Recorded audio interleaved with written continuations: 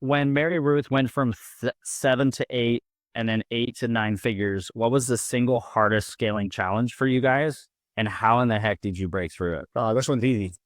Inventory is always the most difficult challenge for scaling. Yeah, I think it's tough. We've had a great journey.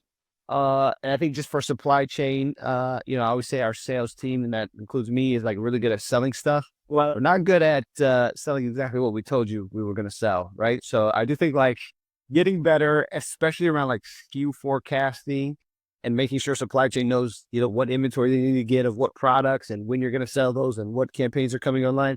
I think that's been the most difficult thing for us. A lot of that just comes a little bit with like time and learning, right? Like every business is a little bit different. We've scaled it quite quickly. I could have never predicted, even if I had great forecasting, like what TikTok Shops was going to become.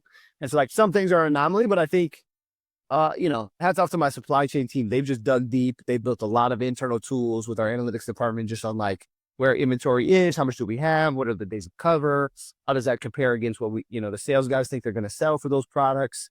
And so I would say like demand planning, forecasting, supply chain were like our biggest scaling issues. But I feel like the team's come a long way, and most of those are things of the past. Few products we still have a little bit of trouble with. I do think we didn't make it easy on supply chain by just having a lot of SKUs. We have 30 SKUs, so there's quite a few of them. But I think we're getting to a place now where we keep it a lot more simple. Like the new innovation is just like core to the brand. Make sure it's going to be a product that lasts forever. I think sort of similar vein, we're trying to see like what trends are just like, very short term versus like what are like sustained trends where something's like new and likely to be popular for a long time. And we're trying to differentiate between the two so we don't overload supply chain with like a bunch of, one-off products that won't exist in the future. But, it's been a long journey. I think this year we're feeling the best we've ever felt about just having inventory and staying in stock. So, So you're finally feeling a little bit comfortable is what you're saying. yeah, for sure. Yeah. Until, the next TikTok shop comes around and we double sales, then maybe not. But for now, yeah, feeling good. Wow. Yeah, one thing I would add, I remember 6 years ago when we went from 5 to 25 million during COVID or right before COVID. One of the things we did is we saw we were getting traction on Meta, and we had our COO go to all of the manufacturers and tell them like, oh, we're going to scale very quickly. We need your buy-in. Can you give us better payment options? And I think one of the biggest things that happen when you scale very quickly is there's a major cash flow crunch, just given the way that CPG brands are and that you have a physical product. So I would really make sure you have a good relationship with all of your manufacturers, have them bought in, try to get like 50-50. So maybe 50 once they ship it to you and then 50% 30, 60, 90 days later. But that will help a lot when you have all of these expenses coming in, you have all of these sales coming out. You need to really make sure financially you're always in a good position while And that could be debt or a raise of some sort. Or you could do that. At that time, like Wayflyer and Brex were giving off money. Now it's not like that anymore. I think they were like giving you 0% with ad credits to Meta ads just to use them. Crazy. It was crazy. So now it's like so expensive because of the interest rate. So you need to be even more careful with when you're scaling.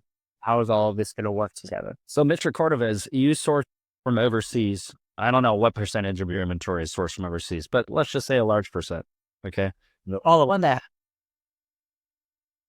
Do you manage money knowing the lead time is just that extra overseas factor? We have at least starting from like 2019, I had like this big obsession with the ROI.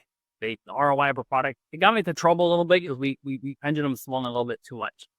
But the truth is, if you could get, some $2 back for every dollar you're putting in, which is like a 200% ROI, then cash flow will not really be a problem for you, like pretty much ever. It's like you could double your sales every like 9 months and it would not be much wrong. We had a 4X in 2020 and like we had cash flow issues. And that's kind of one time when we're like, oh gosh, like we need to focus more on ROI because having a product that we buy that say for $20 and we make 10 on it, it's a 50% ROI. Like it's going to hurt the cash flow. You can't really increase the sales very much. So what ended up happening is we need to actually have products that will give that ROI. And that typically is going to be, especially like, everybody here, you guys all formulate your own product. I don't formulate them. So instead of formulas, I have patents. Right now, any product that we're going into, we have actually an inventor or design, somebody actually create a product. We're going to patent it. We're going to give it a name. We're going to trademark that name and we're going to go and push that product then. Like we have a product that we just launched this year that is now our number 4 bestseller. And it was, imagined from the ground up. right? And so that product has, let's say, 150% ROI. In that case, you're not going to have too much customer issues. We've gotten one loan. We actually, funny enough, today I'm signing on a loan just to like expand. Like we'll get a loan today. But before now, we basically used Amazon loans. We had one SBE loan one time. I actually Pro loaned us some money too one time when we were on a crunch. They had a very Yes. that was amazing. Pro got my back. We had like 4x, and I was like, we're gonna order 2,500 SKUs like in the next 2 months, something insane. And I realized that really couldn't be done.